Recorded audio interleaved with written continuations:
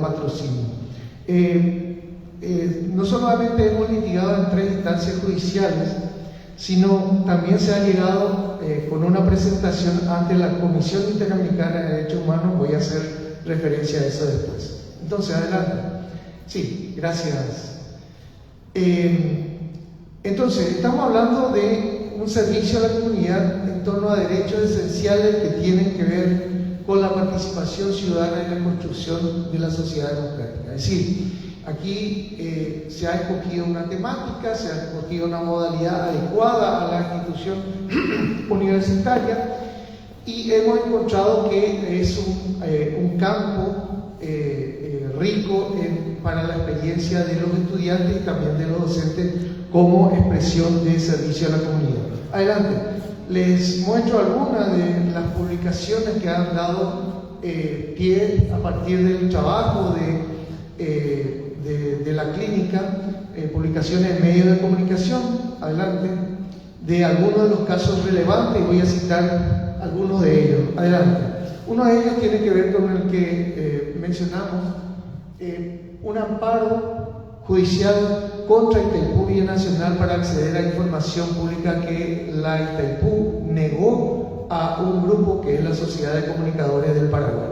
Este caso, que fue ganado en primera instancia, en segunda instancia tuvo una reversión del caso, hoy fue planteado luego a nivel de acción de inconstitucionalidad, que fue rechazada y hoy está planteado ante la Comisión Interamericana de Derechos Humanos con ya una primera aceptación del caso para que la Comisión pueda presentarla ante la Corte Interamericana de Derechos Humanos. Imaginen a estos estudiantes jóvenes que están a medio camino ser parte de un litigio incluso internacional. Adelante. Otros casos, antes. Bueno, esto obviamente tiene relevancia sobre todo por las circunstancias de la renegociación del Tratado de Itaipú que tenemos en vistas. Otros casos no están aquí en la filmina, pero hemos tenido la oportunidad también de ayudar a un grupo de ciudadanos de Contagusto Saliva que pedía información en su municipio y le negaban información de interés de cuestiones presupuestarias. El caso fue ganado, pudieron acceder a esto. Se planteó también un caso para conocer los deudores, las patronales deudoras del IPS. IPS negó la información, finalmente tuvo que entregarla por la acción judicial. Y el caso más relevante, quizás que hoy día todavía tiene efectos y va a seguir teniendo efectos, es el caso que patrocinamos al periodista de ABC Color, Juan Quilescano, pidiendo las declaraciones juradas de autoridades, lo cual, llegado a la instancia de la Corte y con la victoria judicial que se tuvo, hizo que las declaraciones juradas patrimoniales de los funcionarios públicos y de las autoridades estén liberadas para el conocimiento del público. Sí, gracias. Nada más, finalizando, este es el cuerpo docente del cual formo parte como coordinador y fundador de la clínica. La abogada Elida Costa, María Perla Núñez, el abogado Alejandro Vega. Alejandro y María Perla ya son parte de camadas de estudiantes que pasaron por la clínica. Y finalmente, a modo de conclusión, insistimos en esto. Creemos que la universidad tiene este imperativo de afrontar un propio desafío para la construcción de la sociedad democrática, y el servicio de extensión ofrece estas posibilidades, toda vez que se tenga la mira puesta en la creación y construcción de capital social, de capital humano, de mejoramiento de las instituciones de la República.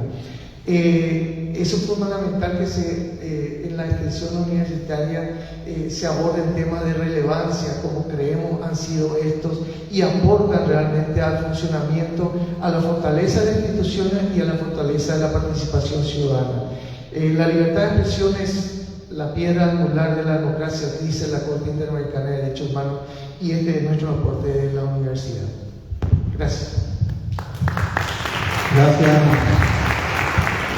Gracias, doctor Costa. Pasamos a la siguiente ponencia, Evolución de la Educación Cooperativa en Paraguay, por la profesora Leticia Carosini.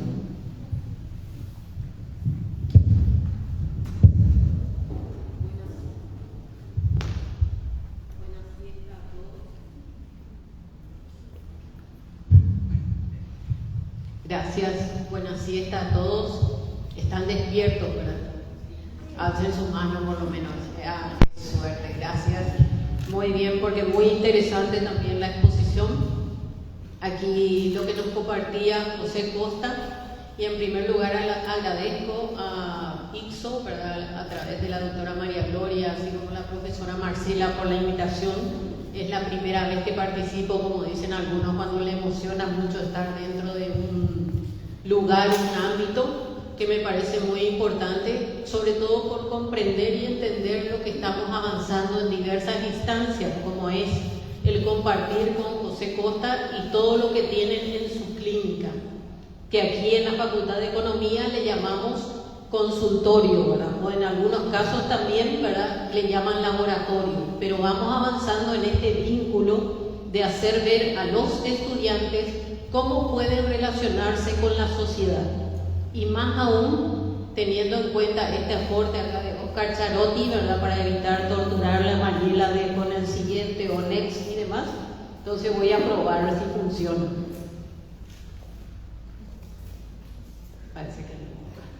Qué suerte. Muy bien. Entonces, en mi caso, también gracias Sergio, estaré compartiendo con ustedes, sobre todo, parece que voy a usar el siguiente, ¿no?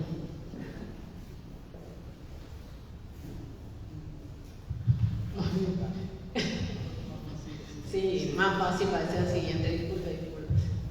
Muy bien, comparto con ustedes la evolución de la educación cooperativa en el Paraguay. Cuando hablamos de educación cooperativa, como la mayoría somos docentes, creemos que hablamos del trabajo cooperativo que hacemos con los alumnos, el trabajo en equipo, para resolver algún caso o analizar una situación. En este caso lo que les voy a compartir es la educación cooperativa, la educación en el sector cooperativo, que nosotros conocemos varias cooperativas. Por eso vamos a ver primero dónde se insertan las cooperativas en este tema de la economía social, cómo el sector cooperativo influye dentro de la economía nacional para poder entender por qué es importante esta educación cooperativa. En ese sentido, no van a ver muy bien, ¿verdad?, pero porque no calculé bien la dimensión ahí, pero lo que queremos compartir aquí es qué se entiende por economía social. La economía social y solidaria, porque tiene doble apellido, se inicia en Europa con el concepto de lo social vinculado a principios y valores y sobre todo enmarcado a ese trabajo comunitario. Se entiende como entidades, empresas, organizaciones que no corresponden al sector público ni privado, sino surgen de la comunidad. Y a nivel de América Latina, principalmente Chile y Brasil, no se entiende tanto lo social, sino se entiende más bien lo solidario, porque estas organizaciones surgen en las comunidades para resolver las necesidades de esa comunidad. Y en nuestro caso, como buenos paraguayos, lo social está vinculado con el AT, eso que hacemos acá. Nos reunimos todos socialmente para tratar algo. Lo solidario está vinculado con el ñeputmo, nos ayudamos todos.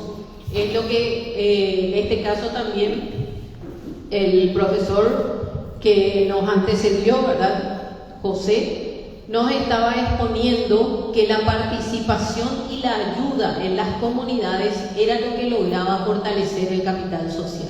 Entonces a eso se refiere la economía social y solidaria.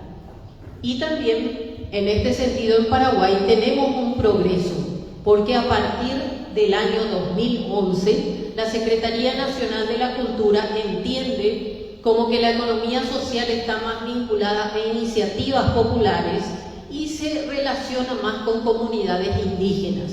Entonces el primer foro de economía social en Paraguay se refirió más bien a reunir a las comunidades indígenas.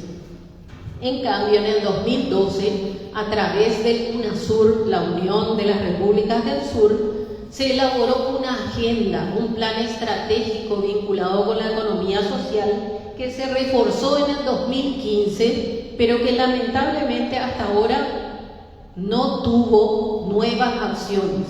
Entonces, en guaraní, como decimos cuando termina de bande, como sabemos. Entonces, a nivel de República del Sur, OPAREI es el plan estratégico para fortalecer la economía social.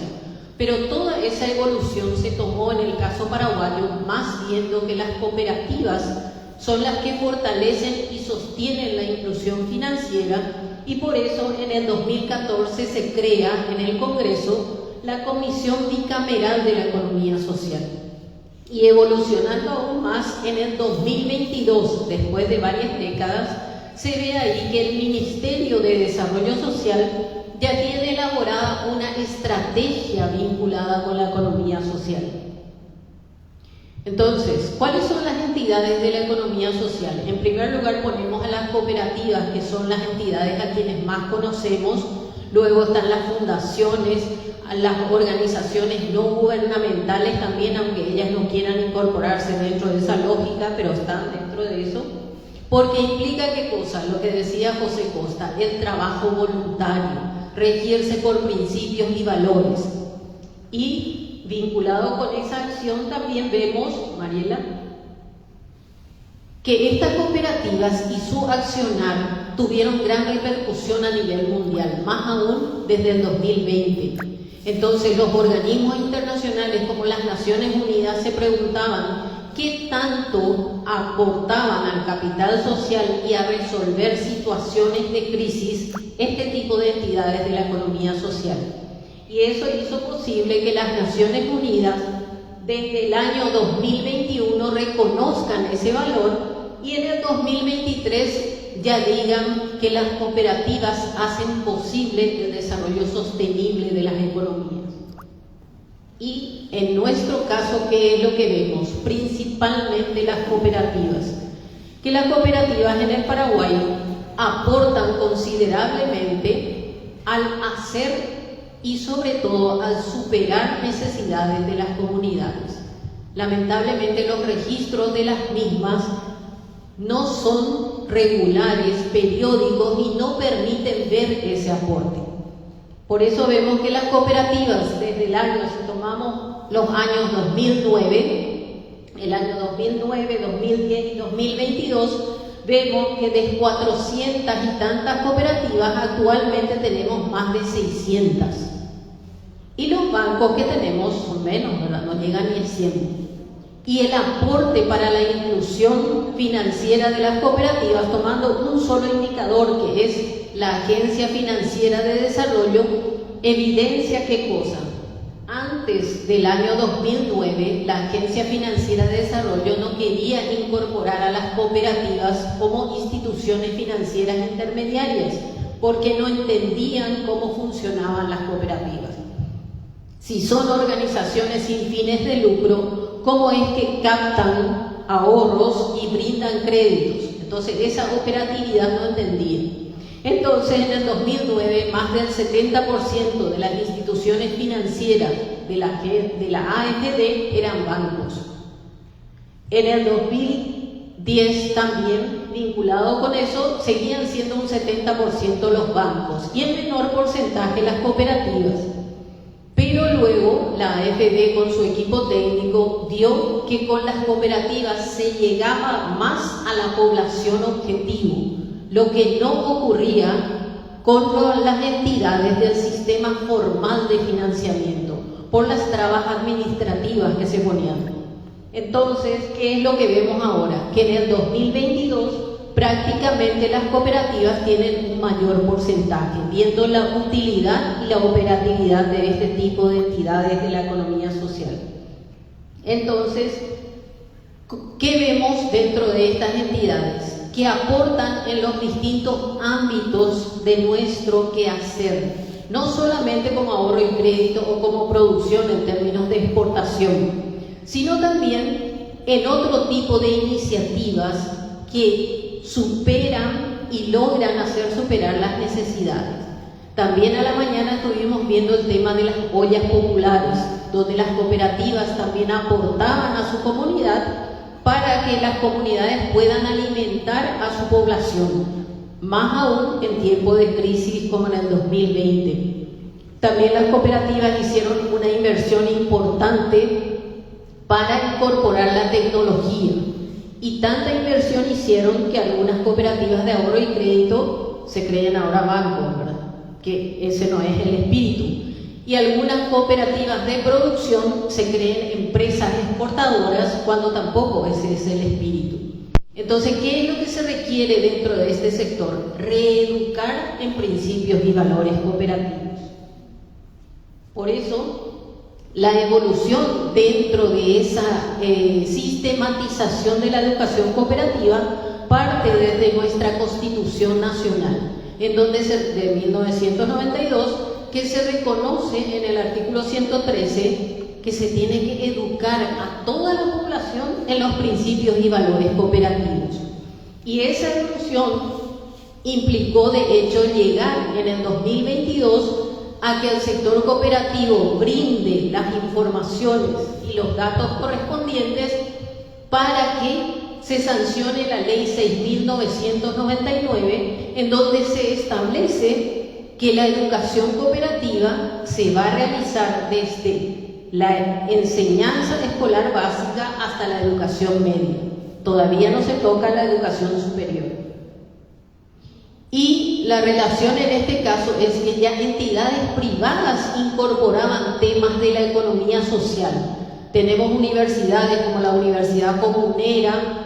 De hecho, algunas otras universidades tienen facultades en economía social, y en la UNA tenemos incorporado solamente materias vinculadas con las cooperativas. Entonces, ¿qué es lo que se precisa a nivel de educación superior? Hacer una reforma importante, porque con esta ley 6.999 vamos a tener jóvenes capacitados a través del bachillerato técnico cooperativo que van a buscar cómo incrementar sus conocimientos a nivel de educación superior. En ese sentido, desde el organismo internacional que regula el accionar de las entidades de la economía social, que se denomina Alianza Cooperativa Internacional, la ACI, se establece su modelo pedagógico, pero Paraguay es uno de los pocos países que ha avanzado en tratar de sistematizar la educación cooperativa, y el logro es con esta ley 6.999. Pero antes, ¿qué ya hizo el sector cooperativo? Sistematizó a nivel nacional la educación cooperativa, principalmente para dirigentes y gerentes, tanto en el sector de las cooperativas de ahorro y crédito como las de producción. Entonces, una evolución importante aquí para formar esa economía social y solidaria que necesitamos en el Paraguay es que reconozcamos que en nuestro apatún, en nuestro ser, está el ser solidarios. Porque esa organización de la raza guaraní, fortalecida con la comunidad jesuítica, hizo que se tenga una forma de producir y de comercializar. Lo que precisamos en este sentido es que haya coherencia. ¿En qué sentido? La coherencia normativa, esta multiplicidad de leyes que regula el sector cooperativo, que avancemos en una cohesión institucional, eso que les señalo, las cooperativas de ahorro y crédito se creen bancos, abren múltiples sucursales que no sabemos por qué están dos cooperativas en un mismo barrio, por ejemplo. Entonces necesitamos ser más eficientes en eso. Y por supuesto avanzar sobre todo al capital que tiene esta cooperativa. Algunos economistas señalan que la segunda crisis financiera en el Paraguay va a ser del lado del sector cooperativo, porque tiene mucho capital, mucho activo. Entonces, si se logra establecer una regulación coherente en el sector cooperativo, también vamos a poder avanzar a fortalecer ese capital social, porque vamos a tener cooperativistas bien formados. Y nuestra Constitución Nacional establece que tenemos un Estado social de derecho. Entonces tenemos que formar esta economía social y solidaria paraguayete, teniendo en cuenta nuestra forma de producir y comercializar. Entonces les dejo con el pensamiento de una mujer, premio Nobel economista, que señala que solamente podemos superar situaciones, como lo dijeron los profesores de la mañana, a través de un trabajo colaborativo, cooperativo de apoyo. no individualizado, porque solos no podemos superar las múltiples necesidades que tenemos. Gracias. Muchas gracias, profesora Leticia Carosini, y gracias también por la oportunidad a los dos primeros ponentes. Pasamos ahora a Oscar Charotti, que va a hablar de financiamiento público de la educación en Paraguay. Gracias, Sergio. Buenas tardes. Muchas gracias, antes que nada, al FICSO, a los organizadores, por esta oportunidad de participar en este evento. También muy gustoso poder compartir acá con los colegas de la mesa. Básicamente me pidieron presentar con respecto al financiamiento público de la educación en Paraguay, desde Juntos por la Educación y desde el Observatorio Educativo Ciudadano, que es una plataforma libre de acceso público. Pueden ingresar desde el teléfono celular, desde cualquier computador. Realizamos desde hace unos cuantos años el monitoreo de lo que es el presupuesto público destinado a educación, por la enorme importancia que consideramos que esto reviste justamente en función de la garantía de derechos básicos como son el acceso, las trayectorias y los aprendizajes en la educación pública. El PPT es un poco más largo porque básicamente lo que hice es integrar un informe de monitoreo anual. Hace unas semanas acabamos de lanzar un informe de análisis de lo que es el proyecto de presupuesto 2024, que les integré en la presentación, así para disponibilizar a cada uno de ustedes, para que después posteriormente seguramente puedan hacer una revisión un poco más específica. Vamos a pasar un poco toda esta parte. Normalmente iniciamos un poco van a ver acá con los distintos presidentes, los discursos de los presidentes, un pequeño extracto de los discursos de los distintos presidentes a lo largo de estos 30 años de gestión democrática, del lugar de la educación en estos discursos y la enorme preponderancia que cada uno daba cuenta a la educación en lo que era su gestión. Y siempre nos parece muy importante porque muchas veces cuando vemos la dinámica, el contexto educativo, decimos y alegamos de la falta de voluntad política, ¿verdad? Es como que supuestamente muchas de las cosas no se avanzan, no se hacen, no se toman decisiones aparentemente por la voluntad política, cuando que al menos desde el discurso político de las principales autoridades, la educación siempre está presente como uno de los factores principales. En esta línea de tiempo van a ver no solamente los presidentes ahí abajo, ¿verdad? Que prácticamente son 7 periodos de gobierno. Ven los nombres de los distintos ministros de educación que se han sucedido a lo largo de estos últimos más de 30 años. En total son 23 ministros, que básicamente es un ministro cada 1.5 años. ¿Y por qué nos parece relevante esto? Porque básicamente nos da cuenta de que la institucionalidad, en este caso el Ministerio de Educación y Ciencias, como ente rector de la política educativa, está circunscrito en una dinámica del cambio e interrupción permanente. Sin una visión tal vez de educación como política de Estado, la educación y sus políticas y asimismo el financiamiento depende mucho de la visión coyuntural de cada nueva autoridad. Cada quien viene con su propia receta de lo que efectivamente es la educación pública. Entonces no solamente estamos cambiando, sino que estamos interrumpiendo procesos y rompiendo, o creo, atentando contra uno de los principios básicos para la educación, que es justamente la sostenibilidad a lo largo del tiempo.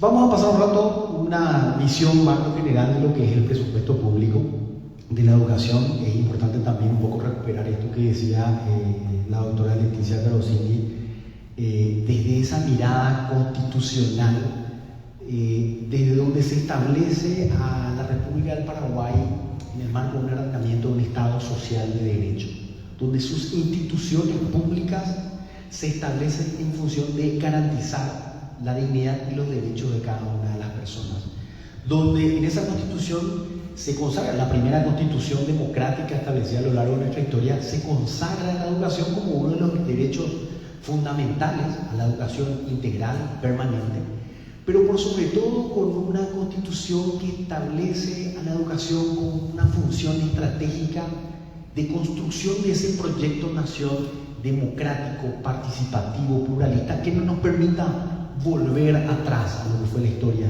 digamos, de un proceso más autoritario y dictatorial. Esa frase anterior me parece muy interesante también. Si bien el presupuesto no es más que un mecanismo de asignación de recursos, no es la política en sí, sino que es un medio para la construcción de las políticas, es muy importante esta frase que daba el ex secretario del Tesoro de los Estados Unidos. Decía: el presupuesto no es solamente una colección de números, sino una expresión de nuestros valores y aspiraciones como sociedad, que nos permiten de alguna u otra forma también dar cuenta del lugar, la relevancia que la educación tiene efectivamente para nuestra clase política. Siguiente.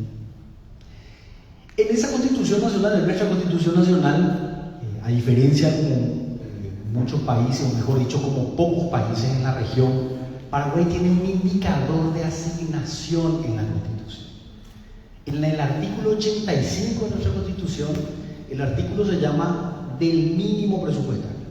El artículo establece básicamente y dice que como mínimo el 20% del presupuesto general de la nación, de administración central, eso es una parte, no es todo el presupuesto, el 20% de esa parte del PGN debe ser destinado a educación.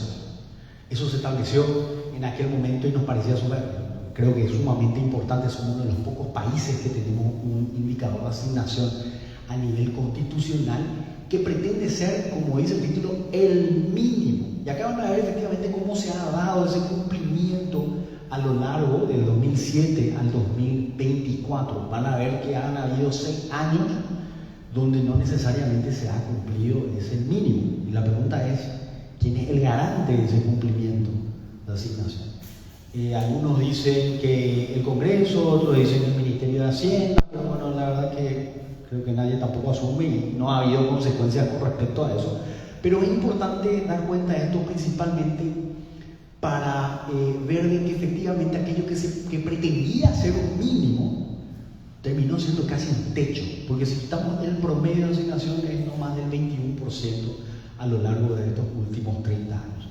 En vez de mínimo, en vez de base, pasó a ser un techo de asignación. Este indicador de asignación presupuestaria se sujeta lógicamente a lo que es un proceso de presupuestación anual, ¿verdad? Es decir, acá un poco el esquema de lo que supone el proceso de presupuesto cada año, una dinámica cíclica, cortoplacista, donde año a año estamos discutiendo el presupuesto para el siguiente año. Por ejemplo, en el caso de la educación, que como bien decía, requiere no solamente una visión prospectiva, anticipatoria, sino que requiere por sobre todo previsibilidad en función a los recursos a disponibilizar. Siguiente. Lo que dice, ahí no sé qué pasó. Siguiente. Una dinámica cíclica, anual, donde la asignación presupuestaria está sujeta a la coyuntura política, económica, que efectivamente creemos que tiene un impacto sumamente negativo en lo que es el presupuesto. No nos permite realmente una visión anticipatoria y estamos circunscritos. ¿Qué quiere decir eso? Que en algún momento surge una epidemia de dengue. Para financiar la campaña contra el dengue se quitan recursos de educación. En otro momento surge COVID, se quitan recursos para educación y siempre es la educación la que está siendo afectada. En términos generales, cuando hablamos efectivamente de inversión en educación, es importante significar, en función a este indicador establecido en la Constitución Nacional, la Constitución dice que el 20% de una porción del PGN debe ser destinado a educación, ¿cierto? Pero ese 20% se contrasta con el indicador más elevado que le llamamos función educación. Esto que está básicamente acá.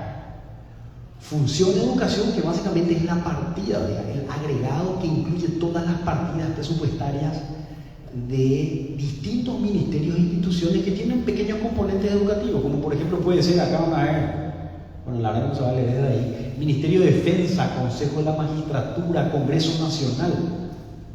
Todas las partidas que tienen que ver con educación entran dentro de este indicador. Es decir, ese 20% del presupuesto es asignado en forma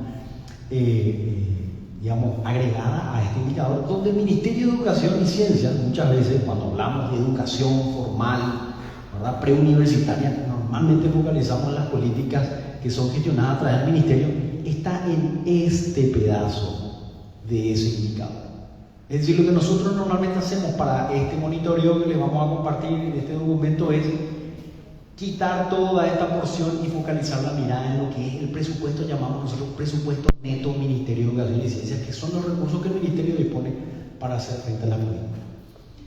Actualmente, el presupuesto destinado al 2024, el proyecto de presupuesto realmente, que pretende ser destinado al 2024, al Ministerio de Educación y Ciencias, fíjense, es de 1.200 millones de dólares, cuando que funciona educación está en torno a 1.649, un poco más de 440 millones de dólares, que se distribuyen entre los presupuestos de las universidades nacionales, así mismo de las demás instituciones. Entonces, vale, genial, acá parece que recién empezamos.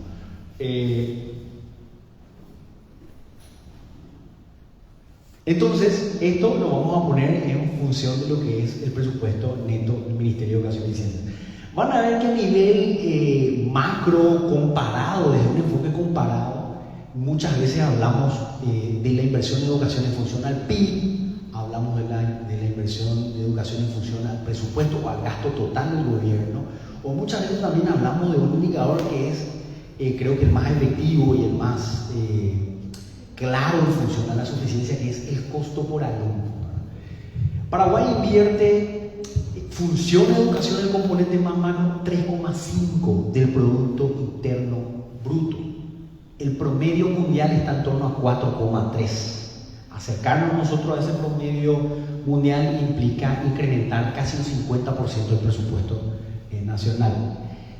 Ese componente de función de educación, en términos del gasto total del gobierno, representa el 10% del gasto total del gobierno. El promedio mundial está en torno a 14%, que prácticamente representa un crecimiento de un 50% más si queremos acercar. Pero cuando estamos hablando del Ministerio de Educación y Ciencias, ese componente de presupuesto en función al PIB representa no más del 2,5% y no más del 7% del presupuesto general de gastos de la nación. Siguiente. Acá vemos de manera comparada, ven que el 3,5% Paraguay, esfuerzo gobierno en función al PIB, lo que les decía, el promedio mundial está en torno a 4,3%, América Latina 4,2%, acá está Paraguay. Pero fíjense, por ejemplo, Bolivia, el Estado Plurinacional de Bolivia invierte 8,4% del Producto Interno Bruto, Costa Rica 6,4%, Brasil 5,9%, Chile. Estamos entre los países que menos invertimos. Y una cuestión interesante acá, que surge del análisis de evaluación PISA. Paraguay participa de los grandes procesos de evaluación internacional de aprendizaje, y PISA nos compara, digamos, con todo el mundo. Esta evaluación PISA da cuenta, Paraguay invierte un poco más que Guatemala. Van a ver, Guatemala es este que está acá, invierte 3,1% del Producto Interno Bruto. Paraguay invierte más que Guatemala, que a lo largo de 10 años ese incremento representa 225% más que Guatemala en 10 años de gestión escolar. Pero los rendimientos de los estudiantes paraguayos están muy por debajo, efectivamente, de los rendimientos de los estudiantes guatemaltecos, lo cual nos dice que hay realmente un margen de mejora de la calidad del gasto público de manera muy importante. Siguiente. ¿No más? Acá básicamente vemos la participación de los distintos presupuestos de los ministerios en función al presupuesto general de gasto de la nación. Van a ver que, amén de que muchas veces decimos que el presupuesto educativo es profundamente insuficiente, no deja de ser uno de los presupuestos más importantes. El primer presupuesto más importante es el Ministerio de Educación, el segundo el Ministerio de Salud, el tercero coyunturalmente para el 2024 es Obra Pública, en su momento fue el primero, ¿verdad? Durante este gobierno que pasó, realmente la obra pública fue priorizada. Y acá tenemos Ministerio del Interior, Ministerio de Defensa Nacional, y tenemos lo que es el Ministerio de Agricultura y Energía. O sea, el presupuesto de educación es mucho más importante. Acá van a ver las variaciones interanuales para el presupuesto 2024. Pueden mirarlo un poco más adelante. Siguiente. Siguiente, y quiero ir ya directamente a lo que es el análisis por componente de gasto, y con esto voy terminando. Siguiente.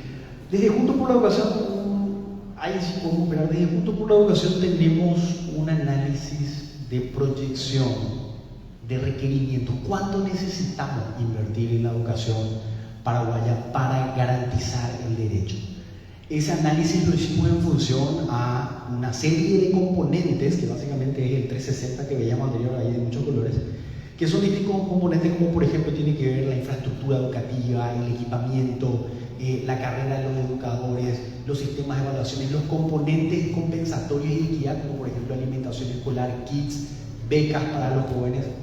Costeamos todo eso y estiramos un horizonte temporal al 2030, en función de garantizar e incluir a la mayor cantidad de estudiantes. Ese costeo nos permitía dar cuenta de que Paraguay necesita invertir $3.270 por alumno por año, mientras que hoy estamos invirtiendo un poco más de $800. O sea, 4 veces más para garantizar, digamos, el financiamiento básico de políticas educativas. Pero la cuestión no termina solamente en invertir más, con esto termino, sino que cuando miramos la estructura de estas inversiones, vemos que esos $800 lógicamente se invierten en casi un 90% en sueldos y salarios, dejando un pequeño margen para la inversión de mejora de la calidad. Estamos hablando de que esos $3.200 deben ser invertidos desde una lógica donde el 57% vaya a salarios, pero haya un margen muy importante para el financiamiento de políticas compensatorias y de equidad, porque está muy claro que uno de los principales desafíos para la calidad educativa tiene que ver la enorme desigualdad que tenemos en nuestro país, y el desafío efectivamente es de equidad, de garantizar programas compensatorios para que los chicos en condiciones más vulnerables puedan llegar a las instituciones educativas, garantizar una trayectoria y lograr aprendizajes significativos. Con esto termino, les dejo el informe para que después puedan verlo un poco más adelante, lo que es el presupuesto 2024, y bueno, muchísimas gracias, abierto a cualquier pregunta.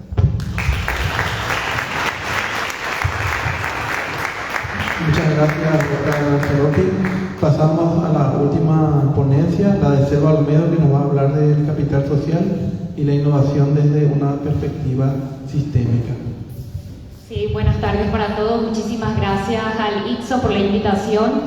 Y bueno, en este foro creo que es la primera vez que vamos a tocar un tema bastante relevante, y justamente la posición en cuanto a mi ponencia creo que es la más acertada, porque justamente al hablar de capital social y al hablar justamente de sistemas de innovación, hay un componente bastante importante que muchas veces no es el analizado. Y cuando hablamos de innovación, primeramente nos fijamos en los montos, en las inversiones, en cifras, pero no nos fijamos en todo lo que construyó alrededor. Y ese es el sentido que le quiero dar justamente a esta ponencia. Este trabajo lo que pretende es comprender la necesidad de construir y fortalecer capacidades para potenciar los esfuerzos en ciencia, tecnología e innovación en el tejido empresarial. El ejercicio de este pensamiento tendrá una comprensión sistémica al entender la necesidad de la vinculación e interrelación entre los diferentes actores, sean estos organizaciones públicas, privadas, la academia, la sociedad civil y los demás componentes de este sistema. Entonces, cuando consideramos la innovación, no se lo puede considerar como un hecho discreto que solamente le incumbe a los inventores, a los investigadores de forma aislada, sino que es un proceso interactivo y que incluye tanto relaciones formales como informales dentro de las propias organizaciones. Entonces, a este concepto también se relaciona mucho hoy en día lo que hoy conocemos como innovación abierta, que es ese diálogo entre empresas para saber justamente cómo potenciar la colaboración entre todos.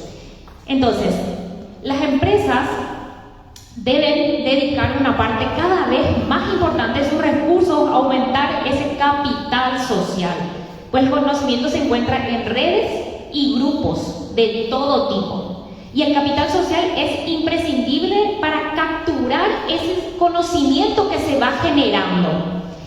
Entonces, en muchas condiciones de desarrollo son institucionales y culturales y están conformadas por formas intransferibles de interdependencia entre agentes económicos.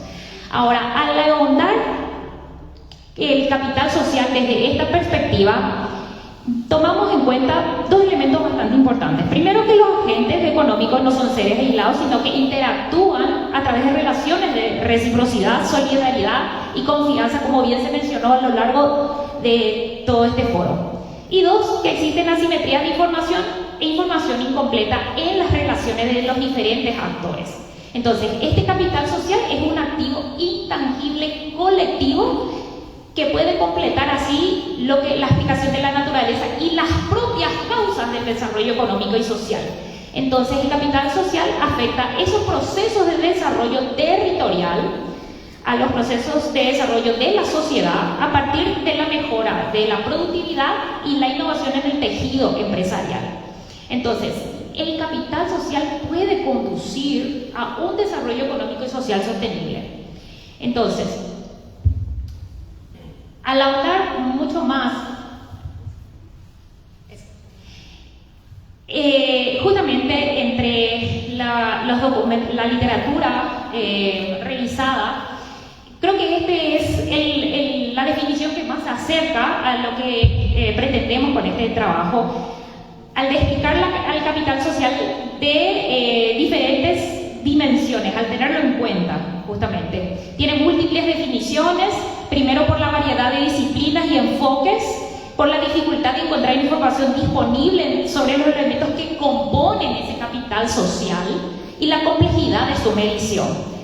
Entonces, de acuerdo a esta definición, que de hecho no es tan clara ahí en la lámina, nos indica que el capital social es un constructo multidimensional compuesto de tres grandes dimensiones. El primero es el capital social estructural, que está formado por redes, recursos. El segundo es el capital cognitivo, compuesto por normas informales, valores, confianza, cooperación. Y el tercero, el capital social institucional, que indica la calidad de las instituciones formales. Entonces, con este gráfico vemos justamente que ese capital social y su relación con el desarrollo está compuesto por diversos componentes, como les mencioné, de las tres grandes dimensiones. Así también se llevan adelante, se fortalecen a través de diversos mecanismos y los resultados tienen un objetivo, y el objetivo final es el desarrollo a través de la innovación y la innovación a través de mayor productividad. Entonces, esa interrelación entre los diversos agentes que se crea interdependencia, crea interacciones, crea procesos de innovación que fluyen entre los diversos elementos del sistema. Entonces, esto se realiza a través de redes, de alianzas estratégicas, clústeres, distritos de innovación. Aquí entran diferentes actores, como pueden ser empresarios, ONG, la academia, voluntarios, científicos, investigadores, inventores. Entonces existe una gran comunidad. Y esta gran comunidad puede ser mejor explicado desde el concepto, desde la perspectiva sistémica, desde el concepto del sistema de innovación. El sistema de innovación es un proceso interactivo, combina diferentes tipos de conocimientos a través de la comunicación que crea dentro y fuera de las organizaciones e intervienen diferentes actores. Entonces,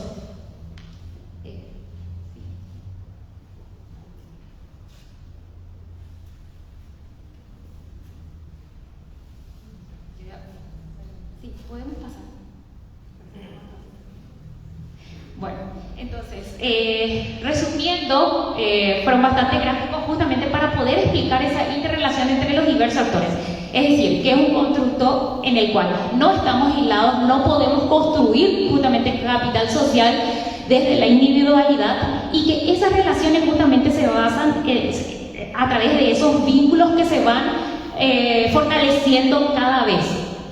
Entonces, ese Sistema Nacional de Innovación es un sistema abierto, evolutivo, complejo, que engloba las relaciones dentro y fuera de las organizaciones, así como le mencioné en el gráfico anterior, engloba instituciones, estructuras socioeconómicas que determinan justamente la tasa y la dirección de la innovación y crea competencias.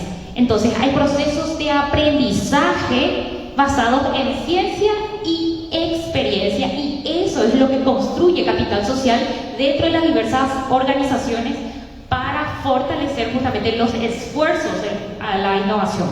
Entonces, mostrándole aquí un poco de estadísticas, como les comenté, la dificultad de poder medir como tal, y para también crear las variables que puedan medir dicho capital, les traigo nada más algunas estadísticas referentes al número de personas que ocupan justamente la posición de un investigador a tiempo completo y personas físicas que se dedican a la investigación, que estas son estadísticas que nos muestran el CONACYT, que lo realizan, recaban esta información año a año. También la cantidad de investigadores que se encuentran dentro del Sistema Nacional de Investigación, en donde encontramos que el 51% los componen las mujeres, el 49% los hombres.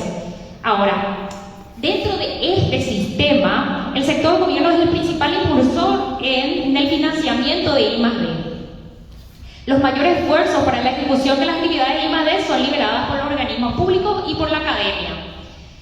Sí se tiene un leve aumento con respecto a la cantidad de investigadores a dedicación completa con relación a años anteriores, y la educación superior también tuvo un leve aumento en cuanto a cantidad de matriculados a nivel país, de acuerdo a las últimas estadísticas encontradas.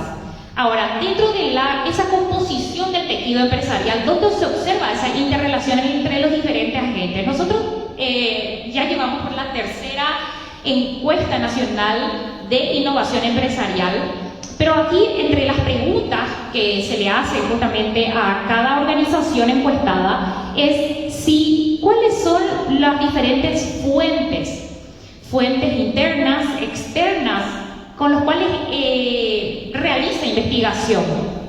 Esa podría ser una primera forma de medirlo, o tal vez la forma de financiamiento también. Entonces, encontramos las estadísticas que el 83%, y esto les traigo justamente lo que nos indica la tercera encuesta nacional de innovación, la tercera ola, que tiene fecha de 2021, fue publicada este año, nos indica que el 83% de los recursos propios para realizar innovación son de las propias empresas. Esa interrelación entre otros agentes ya va disminuyendo, con las bancas 39%, las cooperativas 1,3%, apoyos gubernamentales en la misma cantidad, y así sucesivamente, pero en menor cantidad. Entonces, esas vinculaciones, para entender un poco de las fuentes, de dónde proviene la innovación, o quién les incentiva a realizar esfuerzos de innovación dentro de sus propias estructuras. La mayoría de las veces esa información viene a partir de los clientes, en primer lugar, y en segundo lugar a través de los proveedores. Entonces, con estas estadísticas, lo que quiero acentuar es, ya que no tenemos una pregunta dentro del cuestionario que indique la medición exacta de esos esfuerzos y cómo realizan las interrelaciones y en qué dirección, es que estos son unos aproximados nada más. En cuanto en la última lámina de las estadísticas, nada más quería mostrar justamente el nivel educativo dentro de las diferentes estructuras organizacionales, y vemos que la mayoría de las personas que están al frente de los departamentos relacionados a innovación, porque innovación puede ser dentro del departamento de producción, del de marketing, desde el financiero, de los diferentes sectores, vemos que la mayoría de las personas que están al frente tienen títulos universitarios, pero llegan al grado de especialización, quizás la mayoría. Es decir, cuentan muy pocos con maestría y mucho menos doctorado. Ahora, justamente lo que les comenté, la forma tal vez más cuando podemos relacionar esa vinculación, todo ese capital que se genera dentro o alrededor de una organización o a través del conjunto de organizaciones, lo podemos ver a través de la innovación abierta.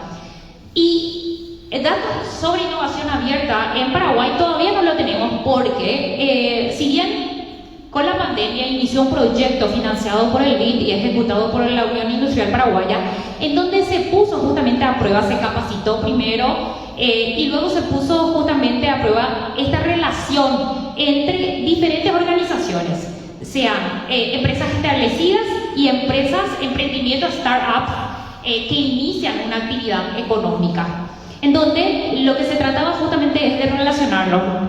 Una actividad que estaba haciendo una empresa que pueda ser absorbida o vinculada a la otra organización y así justamente fortalecer ese tipo de lazos a nivel nacional, lo cual obtuvo interesantes resultados. Pero eso lo vamos a saber una vez que cierre el programa, porque su duración es hasta el 2023. Así que sí, hay iniciativas de innovación abierta. Se participaron más de 50 empresas en dichas actividades porque tuvo varios componentes. Así que sí, es un primer acercamiento justamente a crear redes de colaboración. Y eso es lo que al final crea el capital social. Entonces, las empresas se disponen de un mayor capital social. Las que disponen justamente son aquellas con una mayor transferencia de conocimientos, con un mejor acceso a recursos humanos, físicos, financieros, tecnológicos y con mejores resultados en cuanto a innovación y mejoran sus ventajas competitivas. Las interacciones que ocurren entre actores sociales, organizaciones e instituciones, teniendo siempre presente que el acontecer de esas interacciones se produce en contextos de política y culturalmente construidos. Entonces, para estudiar los sistemas de innovación es necesario observar la triada que se da a partir del conocimiento, la innovación y las instituciones, esa interrelación. Entonces, los productores no suelen contar con los recursos humanos y financieros necesarios para llevar adelante las iniciativas de innovación. Y existe una brecha justamente entre lo que el mercado necesita y lo que las universidades muchas veces ofertan en nuestro medio local, por lo que se crea una interrelación bastante débil, muchas veces inexistente, y la colaboración entre ambas, academia, empresa, sociedad, se ve debilitada. Entonces, para que se fortalezca este sistema nacional de innovación, se necesitan cambios estructurales definitivamente, que sean profundos, que puedan revertir esta situación, que está caracterizado por la desarticulación de los diversos agentes que lo componen, dado por sus bajos resultados en cuanto a actividades y esfuerzos de innovación. Bueno, muchísimas gracias por la atención. Muchas gracias, profesora Olmedo. Bueno, pasamos rápidamente a la ronda de preguntas. Me llegaron acá algunas que logré descifrar. Gracias que soy docente también hace muchos años. Entonces, voy a Oscar Charotti. Oscar, te leo dos y luego también leo dos para la profesora Carosini y les doy la palabra. Oscar Charotti, ¿cómo abordar la inversión multifactorial en la educación de manera eficiente en base al CIT? CIT. Te paso por ahí, vos podés traducir. Ya, gracias. Y otro más para Oscar. ¿Han analizado la calidad de la inversión en educación? ¿Cómo serían los gastos compensatorios como complemento nutricional o kits escolares que lleguen solo a los pobres o vulnerables? Luego sigue otra. ¿Tienen proyectado para la educación?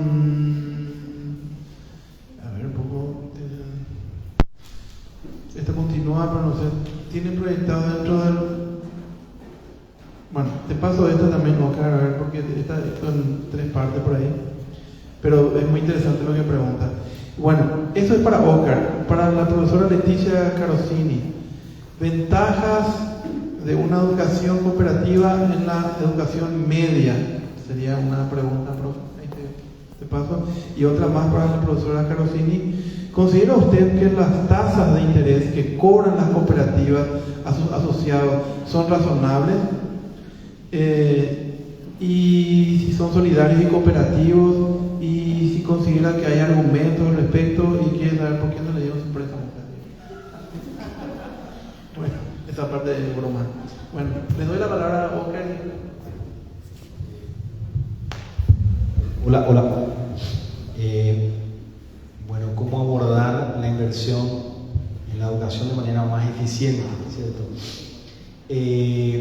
A ver, yo creo que nuestro sistema educativo está sujeto a lo que le llamamos la doble demanda, que significa necesariamente necesitamos invertir más, pero a la vez necesitamos invertir mejor. A lo largo de estos 30 años hemos visto periodos de tiempo donde se ha incrementado sustancialmente la inversión por niño, pero que no necesariamente se haya traducido en mejoras en el acceso o necesariamente se haya traducido en mejoras en las trayectorias o aprendizaje de los estudiantes, dándonos cuenta de eso que les mostrábamos, que realmente hay un margen de eficiencia o mejora de la calidad del gasto todavía muy importante. Pero simplemente dando cuenta de que simplemente recomponiendo los gastos así como están, pretendiendo realmente con eso satisfacer toda la demanda, eso es absolutamente imposible. Así que el tema de la doble demanda creo que está presente.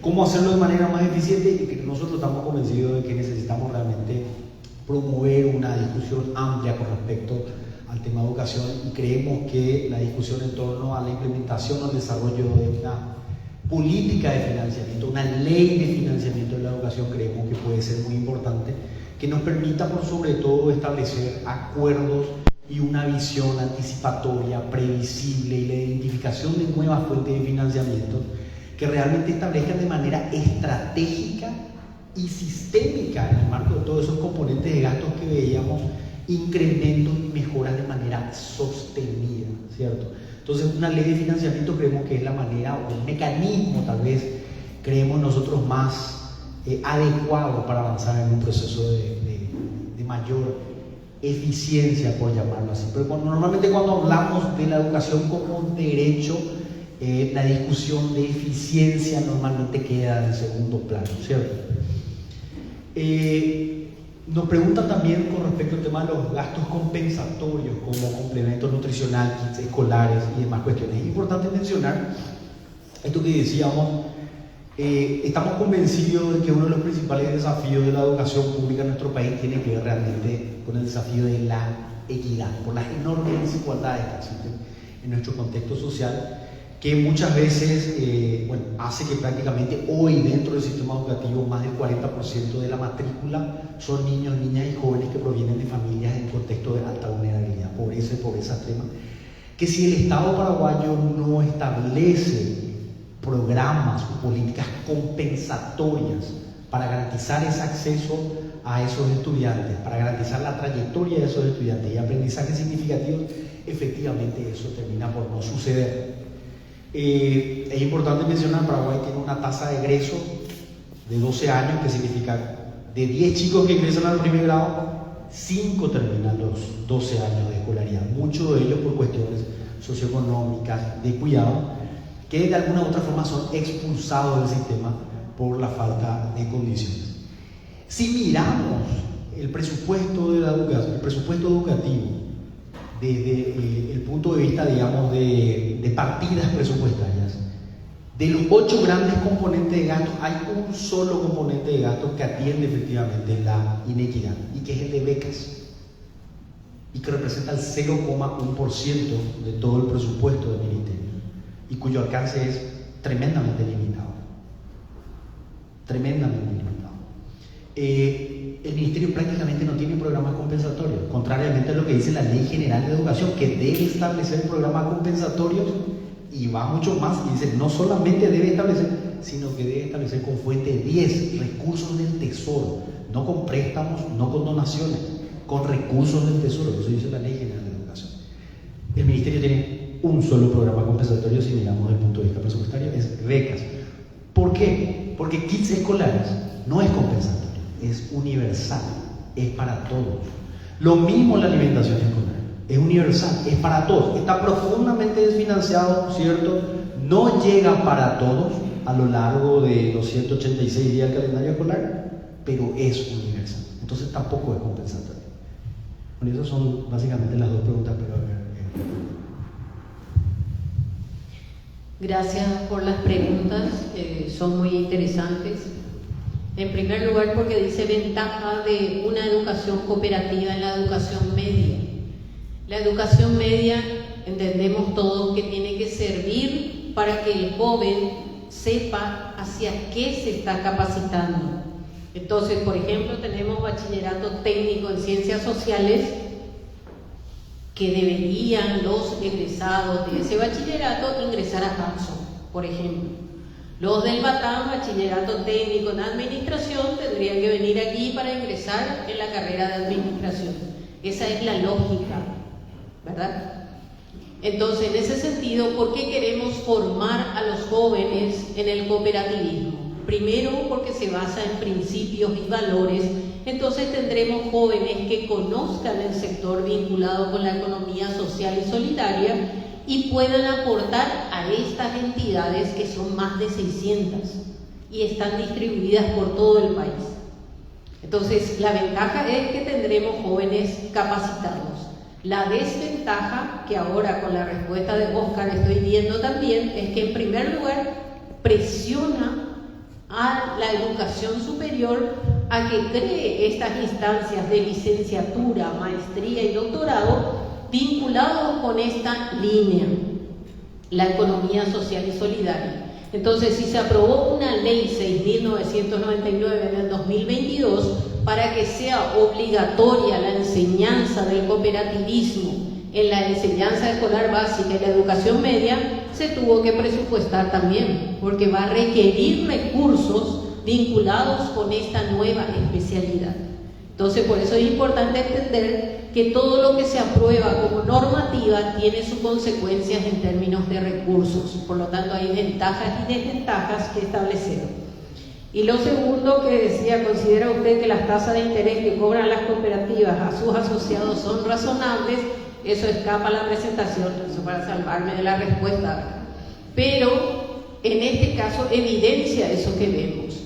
¿Por qué en algunos casos algunas cooperativas se creen bancos y por eso cobran así las tasas?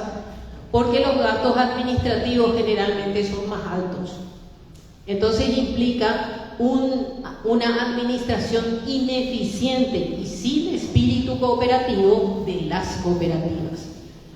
Y también evidencia que las personas que están vinculadas a nivel de gerencia en este tipo de cooperativas no comprenden que muchas veces hay que asumir los costos para satisfacer las necesidades de los asociados.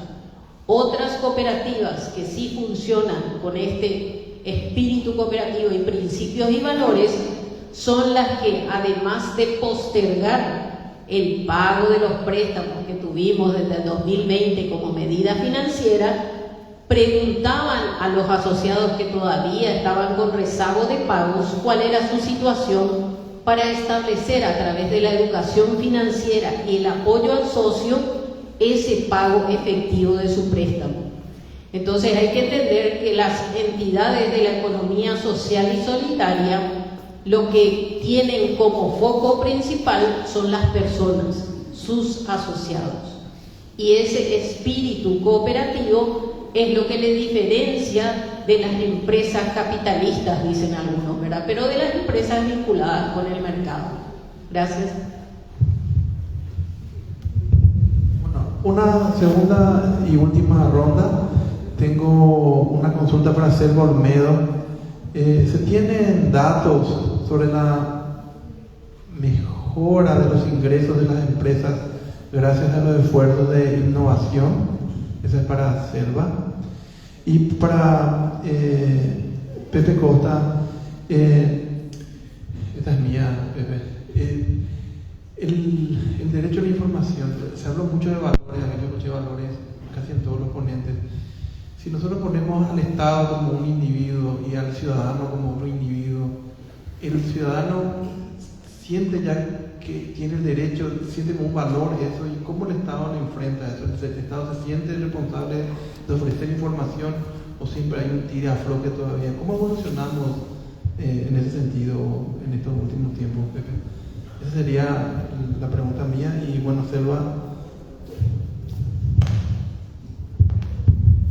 Sí, bueno, con relación a las cifras, en todas las encuestas de innovación se preguntan por lo general lo mismo, saber un poco de los gastos de inversión de las empresas con relación a I+D y a los esfuerzos de innovación.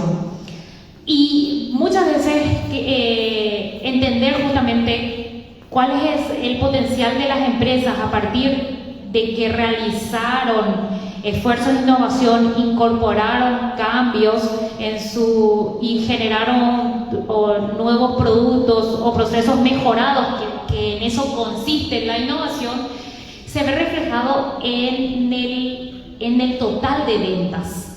Entonces, sí, eso sí, ese tipo de datos, por ejemplo, se tiene, recaba la encuesta de innovación. Ahora bien, eso es a nivel nacional, tomando un conjunto de empresas, ¿verdad? Serían todas las empresas instaladas en el país, pero así también están las demás organizaciones que fueron beneficiadas por programas de innovación, en donde obtuvieron ya sea apoyo técnico o también un capital semilla, ya que oferta financiera para proyectos de innovación no existen, justamente por el nivel de riesgo que acarrean y sobre todo por la incertidumbre misma, y también porque el agente económico, el empresario, depende, muchas veces es adverso a los riesgos y es muy difícil que justamente tome en incertidumbre esas decisiones de realizar cambios que le generen dentro de la propia organización. Así que no sé si contesté es lo que tenemos en cuanto a estadísticas y cifras.